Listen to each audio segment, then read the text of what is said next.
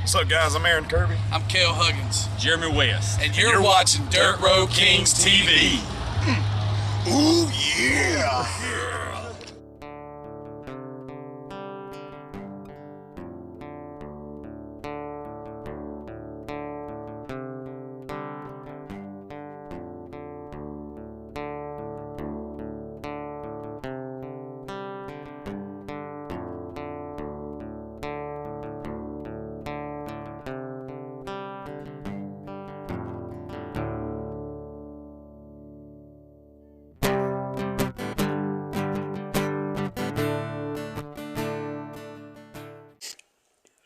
What's up, guys? I'm Aaron Kirby from the Dirt Road Kings, and I'm going to answer a few questions to let you know a little bit more about myself. Where are you from? Originally, when I was born, my dad had just gotten out of the Air Force, and I was born on Warner Robins Air Force Base, and we lived in Eastman at the time. But the majority of my life, I spent in Byron, Georgia. I went to school in Byron from elementary school, middle school, and then went to Peach County High School. Nice, man. Where do you get your motivation from, and why? I get my motivation from my dad. You know, I've always tried to, though he might not know it, but I've always tried to make him happy. My mom and my dad, I've tried to make them happy, and I'm trying to become a better man, you know what I'm saying? But musically, I'm influenced, you know, of course, by my dad. His influence has given me a wide variety of things. I listen to a range from Purple Rain to today's country music, so, you know. Elvis, I'm a big Elvis fan. Alan Jackson's a big influence on me. George Strait, people like that. Eric Church. Nice, man. What is your favorite song at the moment? At the moment, I'm really digging the "Make Me Wanna" by Thomas Rhett. The music video, if you hadn't seen it, go watch it, man. Thomas Rhett is awesome. He's got this awesome thing about him, man, and I'm really digging it. His style's cool as hell. There ain't a song on his album that I don't like. So I mean, yeah, it'd have to be Thomas Rhett, "Make Me Wanna," which we're actually learning to cover it right now. So future shows, you guys, maybe you'll hear us play that. How big of an impact does your daughter have on your music? You know, I actually started writing a song about my daughter, which is a very, very, very personal subject. If you have a kid, you would know that. It's hard to put into words how I feel about her, so, you know, I really haven't completed that song yet, honestly. I'm working on it, though. I'm going to have my little girl a song by the time this is all said and done. It's going to be to her. But, yeah, she does influence me. It's cool. She gets to come out to some of our shows. You know, we've been playing a lot in bars and stuff, but every time we've had a music festival or anything we played at, or the Cherry Blossom, things like that in the past, she was able to come out. And Warner Robins International City Fall Festival, she came out. She loved it. Seeing her out there dancing, and it just loving everything that I do and knowing what I do. And she can see a picture of anybody on a stage with a guitar and she'll say, "Dada." She knows what I do, you know. She's a huge influence on my music. Huge. Yeah, man, that's nice. What are your favorite things to do when you are not on stage? When I'm not on stage, man, honestly, I actually do like to go to work.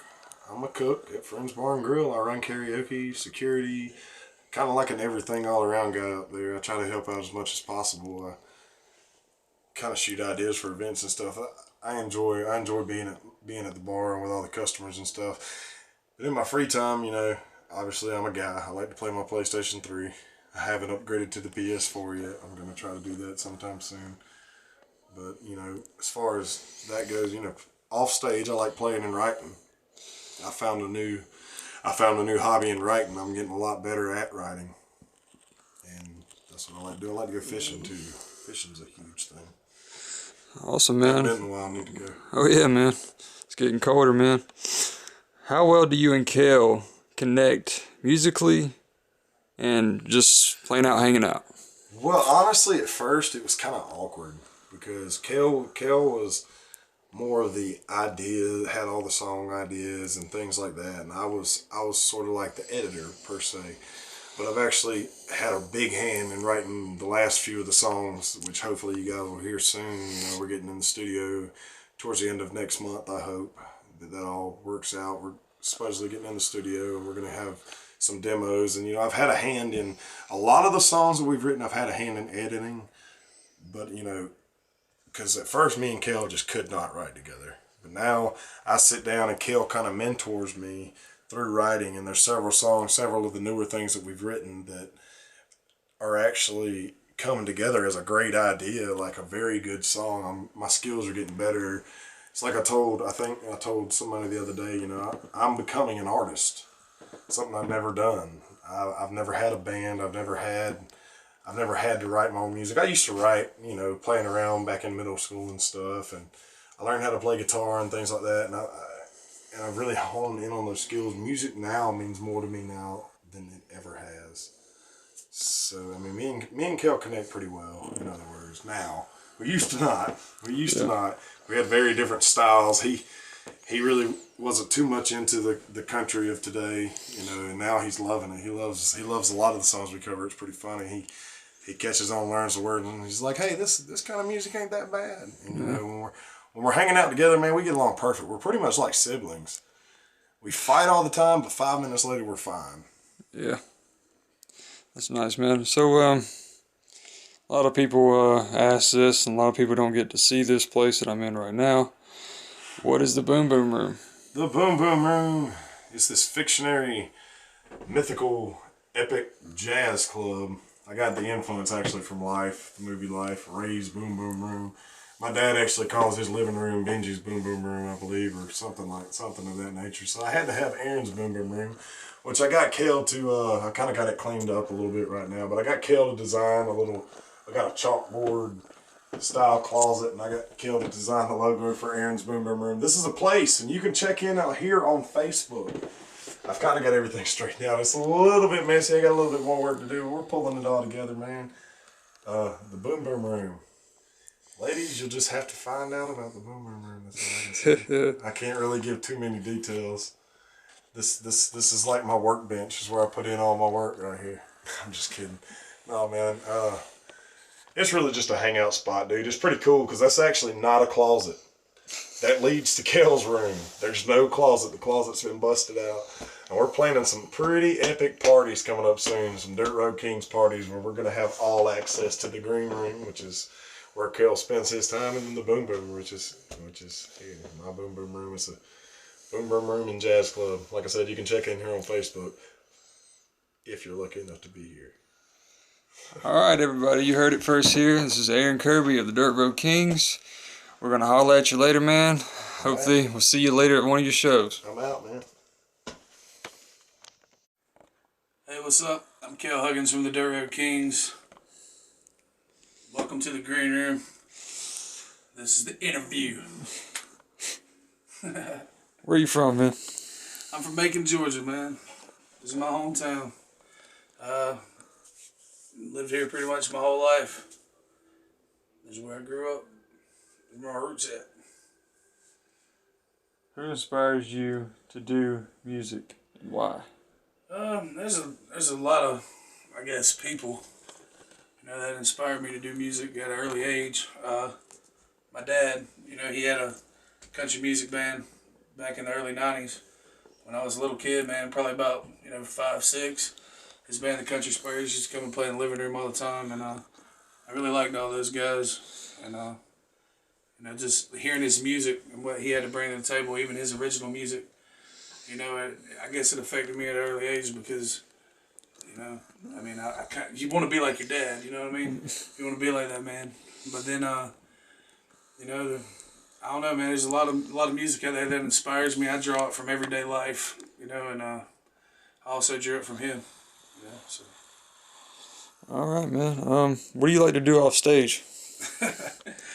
Man, I like to do a lot of crazy things off stage, man. Anything from, just hanging out with my boys, nights at round table meetings, kicking a few back, to, going swimming in a lake, fishing. I don't know, I like to do a lot of stuff, man. I like to even sit here, and play some video games every now and then, man. I think I'm good at Madden. Like I said, I think I'm good. A lot of people tell you they'll kick my butt, but I don't know. I think I'm good. that's a lot of stuff I do off stage. I sit here and I write. I play guitar and write. Just be me, man. All right, man. How does your family take effect on the music? My family's a big part of my music that I write. I take stories from everything, man, you know, and they're just a real big part of the writing process of what I do, what I draw from. As an artist, I feel like you know, those stories, it puts out that feeling, you know, to the crowd. They can feel that story and they can relate to it because that's a story that I have from real life. You know what I mean? So it takes it from just a song to being a real life story. You know. All right, that's cool, man. What's your favorite TV show? Well, being that most of my family's bikers and I grew up around bikers, you know, Sons of Anarchy has to be one of my favorite television shows of all time. That and The Walking Dead. They're pretty tight knit, but I'd have to say Sons of Anarchy over that, over Walking Dead. I don't know what it is, man. Kurt Sutter's a genius. I just grew up around a lot of that. So. Well, as we can all tell, this room is green. Yeah, boy. But what exactly is the green room? The green room is kind of a place of infamy. Number one, around here anyway. A lot of my friends and stuff. It started out as a studio back when I was a rapper with my buddy Famine. Back in the day, I was in a group called High Class and Homeless, aka Hi Ho. Nice. And you know, we ended up doing a lot of good things, man. Got nominated in 2012 for the best live performance. Also won that big old trophy over there from Miss Sharon Showcase. It's one of the biggest open mic night rap competitions in the state of Georgia. You know, I mean, we spent a lot of our time, you know, in this room recording a couple albums, you know, and we put out one called Helping Ourselves as a mixtape, did really good, you know, and then next thing you know, when that period in my life was over, when that music just didn't do it for me anymore, and it was time to move on, I decided, you know, I'm gonna make it a little chill out room. you know what I mean. So it ended up becoming infamous with a lot of my friends and stuff as a chill out room because, you know, a lot of good stuff happened in here. You know, over the years, lots of good music, lots of amazing people have been in here, man. You know, and there's been some crazy things go down in here, and there's been some fun things that went down in here, but you know, the green room will always be infamous to the people who was here during the years of greatness that was put down in it. And it's also important to me because, you know, I shaped myself as an artist in this room. So. Hell yeah, man. Well, how do you and Aaron connect musically and, you know, just plain out hanging out? Yeah, well, it wasn't always easy to begin with, you know. I mean, me and him are best friends now, man, but, you know, it was kind of a weird thing to begin with. I had no idea who he was, you know, as a person. Right when me and him started in the band, I've only known him for a short period of time before we started the Dirt Road Kings. Yeah. But as far as connecting with our music and as friends and stuff and hanging out, me and that guy hit it off like immediately when it come to hanging out. Musically, it's taken a little bit longer, but you know, he's an artist, man. I'm an artist. If you get two artists together, they're gonna paint something beautiful or they're gonna paint something messed up, you know. And me and him, I feel like me and him can paint beautiful paintings together, man. You know, we're artists. We paint beautiful music. We put it on a page. Oh yeah, man. And I feel like, you know, with his artistic mind and my artistic mind, when me and him sit down and we write a song, I feel like what comes out is genuine, and at the same time, it's what people like to hear, and I feel like it all comes from the heart, you know. So, as artists and as friends, I feel like our chemistry and all that stuff is on par with one another now. You know what I mean? Me and him are really good friends, and really good bandmates to one another. Yeah, man. Well, I appreciate your time, brother. No doubt, buddy. Anytime. Hopefully I'll catch one of your shows. Oh, no yeah. doubt. All right, man. We'll see you later. Later. Now get out. All right. All in one accord, Lord. You know, we're just brothers and sisters right now, Lord. We're thankful to you, Lord. Thankful for the talents you give us, Lord. Thankful for just allowing us this opportunities to go out and use your talents, Lord. I just ask that right now, Lord, that you just let us be a light, Lord, the light of your love, Lord. Just let us love everybody, Lord. Let us do nothing. It just was upset you, Lord. Just know we love you so much, Lord. Just more than anything, I just want to thank you over and over again. We all do, Lord. I just ask that you just touch our hands, touch our fingertips, our vocal cords, just touch us all, Lord. Just protect us, Lord. Protect our family, Lord. Just thank you for all you do for us, Lord. Thank you for this blessing. I love you so much. In Jesus' name. Amen. Amen.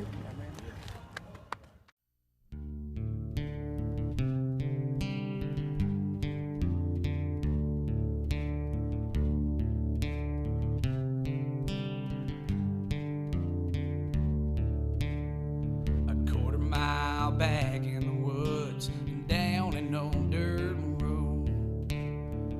That's where I grew up, the only place I call home.